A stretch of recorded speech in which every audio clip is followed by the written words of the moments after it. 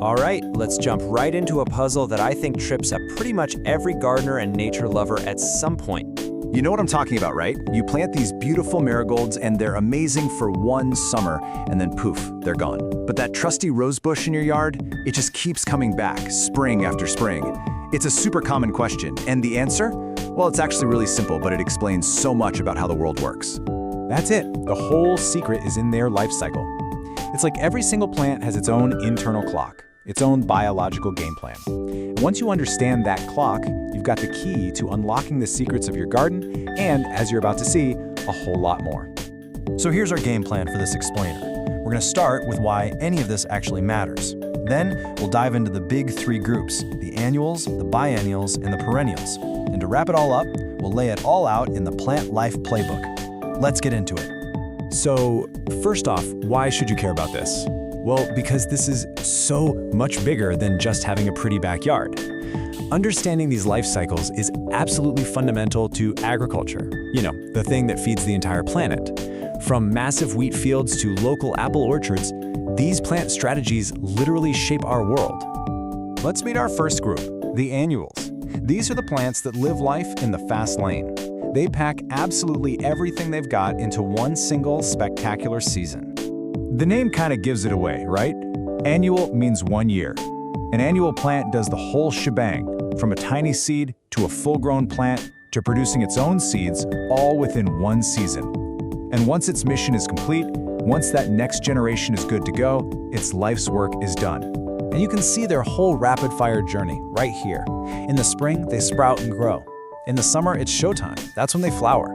By autumn, they've shifted all their energy to producing seeds for the future. And come winter, their cycle is complete.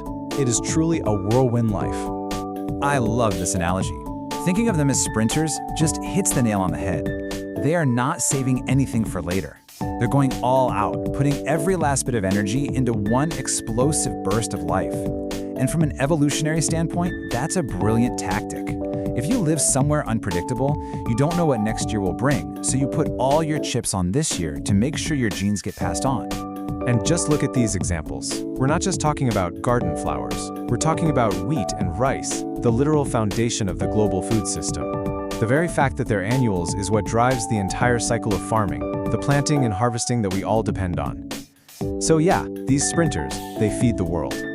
Okay, so if the annuals are the sprinters, let's meet our next group. These are the biennials. They're a bit more methodical. They've got a 2-year plan. A biennial, from bi meaning 2, takes 2 full years to get from seed to seed. It's a patient strategy, completely different from that all-or-nothing dash of the annuals. And their 2-act life story is just genius. In year 1, it's all about building a foundation. The plant just focuses on growing its leaves and a strong root system, storing up a massive amount of energy, kind of like charging a giant battery. Then in year 2, it cashes in all that saved-up power for the grand finale. It bolts, sending up a huge flower stalk to reproduce, and then its cycle is over.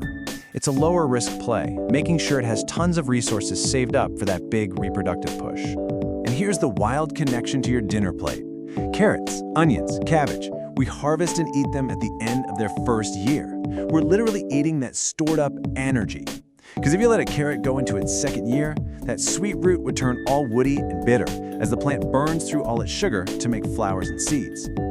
And that brings us to our final group, the champions of endurance, the perennials. These are the plants that are in it for the long haul, coming back season after season. So a perennial is any plant that lives for more than 2 years, often for many, many seasons. And the key to their survival is their root system. Even if all the leaves and stems on top die back in the winter, the roots stay alive and protected underground, just waiting to push up new growth when spring returns. Now, there are 2 main types you'll see. There are herbaceous perennials, like a lot of your garden flowers, which die all the way back to the ground each winter. And then there are the woody perennials, and that's exactly what it sounds like. We're talking about trees and shrubs, the ones that keep a woody structure above ground all year. And that right there is the perfect contrast. If annuals are sprinters, perennials are the marathon runners. Their entire strategy is about endurance and building to last. They invest in a strong, permanent foundation, like deep roots or woody trunks, so they can outcompete everything else for sunlight and resources year after year. It's the ultimate strategy for stable, predictable environments. and their importance is just massive. From the apple trees in an orchard, to the alfalfa grown to feed livestock, all the way to the huge forest that helps stabilize our entire planet's climate, perennials are the absolute bedrock of stable ecosystems and long-term, sustainable agriculture. Okay, now that we've met all the players, let's put them side by side in our plant life playbook. This is where we can really see how their strategies compare. First up, just a simple visual. The core difference, clear as day, is just how long they live. 1 year, 2 years, or 3+ years. 3 totally distinct approaches to the game of life. This slide right here is your ultimate cheat sheet. It pulls everything we've talked about together. You can see the lifespan, the core strategy, whether it's live fast, store and bolt, or endure and return, and their totally distinct roles in farming. It's the whole story all in one place. So the big takeaway here is this. Once you understand these 3 life cycles, you'll never look at a garden, a farm, or even a simple vegetable the same way again. It really is like getting a brand new lens to see the natural world with.